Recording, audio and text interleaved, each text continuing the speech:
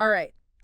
Ready those neuralizers because we're about to dive deep, deep into the Men in Black trilogy. Oh, I like it. This one was a listener request, by the way. Yeah. Yeah, tons of you wanted us to really get into this sci-fi comedy classic. Classic, definitely. So get ready because we're going way beyond just talking pugs and noisy crickets. Right. We're going to uncover why that first film was such a phenomenon and, well, how those sequels, how they dealt with that legacy, you know? I think dealt with is a great way to put it, actually. Really? Yeah, because the Men in Black trilogy, it's not just about the aliens, the gadgets. Right. It's about us, how we react to the unknown, the other, Yeah, yeah. and how those reactions change when the other is like right next door And let's be real for a sec. Who hasn't looked at like a pigeon in the park and thought, something's up with that pigeon? all the time. Right.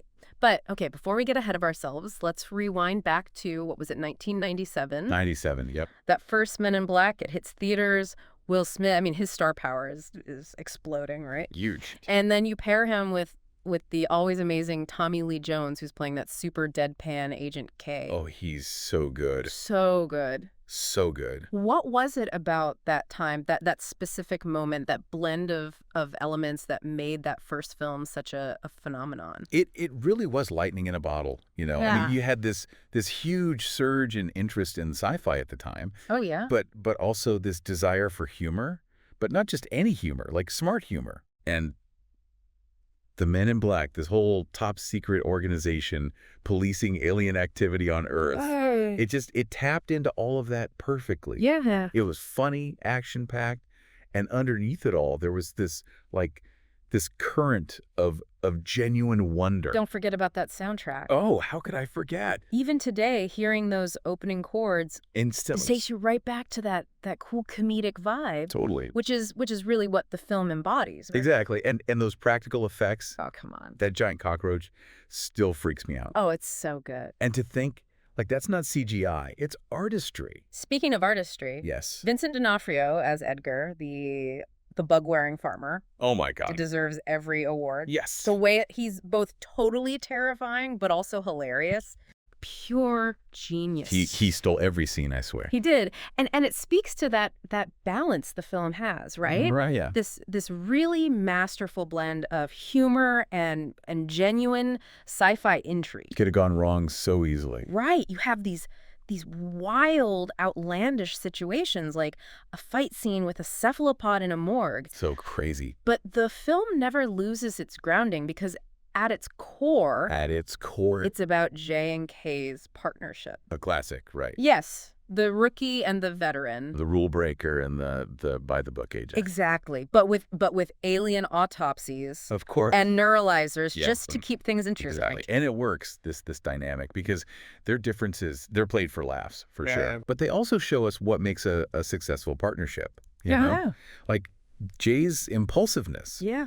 It actually makes Kay adapt, bend the rules a little. It does. It does. In Kay's experience, it helps Jay to handle how absurd everything is without forgetting how high the stakes are.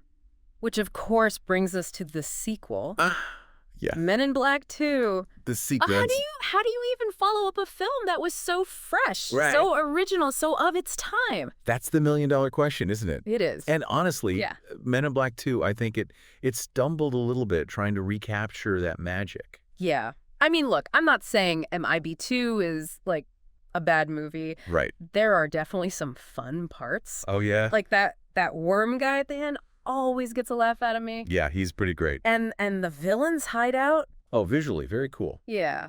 But overall, Yeah. it did feel like a bit of a missed opportunity. A little too safe, maybe. Safe, yeah. That's a good way to put it. It felt like they were so worried about messing with what worked in the first one Right?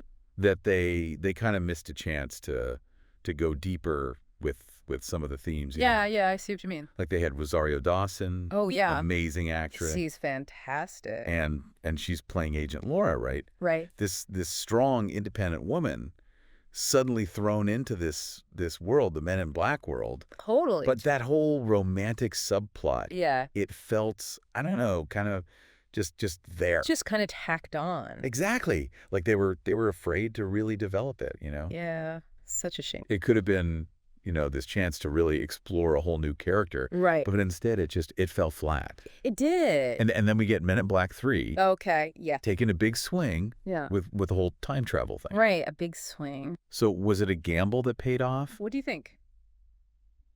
It's tricky, honestly. Yeah. I mean, it's not a perfect film by any means, Right. but the way they use the time travel, it actually adds this whole other layer to Agent K, Oh, interesting. to his past, his backstory. I can see that. And Josh Brolin Oh, yeah, he's great. playing young K, he's phenomenal. He really is. And he brings this emotional depth to the character that we hadn't really seen before. I feel like that's something that a lot of people maybe don't pick up on a first watch because you go in expecting, The same old K. yeah, the sunglasses, the one-liner. With grumpy attitude. Exactly. But then seeing young Kay like grappling with loss Okay. duty, it makes you see him, I don't know, it makes you see him as a more complete person, right? Absolutely. Yeah. And it makes you understand, I think, why he is the way he is in the present. Yes. Exactly. Like, it's not just that he's this stereotypical grumpy old agent. There's a reason behind it. Yeah, he's got baggage. Baggage. Everyone's got baggage, Yeah. right? Especially when you're fighting aliens for a living. Especially then. It really makes you think, right? Like, what if forgetting some things wasn't always a bad thing? Yeah, it's kind of a fascinating ethical dilemma, Totally. And the films, they don't shy away from that, from those moral gray areas. okay. I mean, the Men in Black, they're not, always the good guys. Right, right. They mess up, they make mistakes. They do. And the way they do things, Yeah. definitely questionable sometimes. Oh, for sure. But that's what makes them interesting, right? Yeah, it's true. They're working in this gray area where right and wrong, it's all kind of blurry. It's like, what are we willing to sacrifice for the greater good, right? Exactly. And can we really make those decisions for other people? Big questions, right? Huge. And the thing is, these questions, they matter even outside of like a sci-fi setting. Really? We deal with this stuff in our own lives. Oh, yeah. Our relationships, our communities. It's about how we interact with each other. Exactly. So looking back on the whole trilogy, yeah. What do you think is the biggest takeaway? For me, Yeah. it's that reminder that even when you're surrounded by aliens, by the unimaginable, Right. it's still the human connections, the bonds we build. Yeah. Those are the things that really matter. I like that. You see it over and over again in the films. You do. J and K, they're so different, Right. but they learn to lean on each other, Yeah. to trust each other, to have each other's backs, Yep. even when they're facing down like a giant cockroach from another dimension. Which, let's be real, that's a Tuesday for them. Right. It's just another day at the office. Exactly. But it shows you the power of partnership, It does. of finding those people who get you, who balance you out. And help you deal with all the crazy stuff the universe throws at you. Because it's a lot. It's a lot. So for anyone listening who's ever felt like they're the odd one out, Like they don't quite belong. yeah, like they don't quite fit Let's in. remember, in the grand scheme of things, Yeah, we're all just a bunch of aliens trying to figure it out. I love that. That's a good one. Right.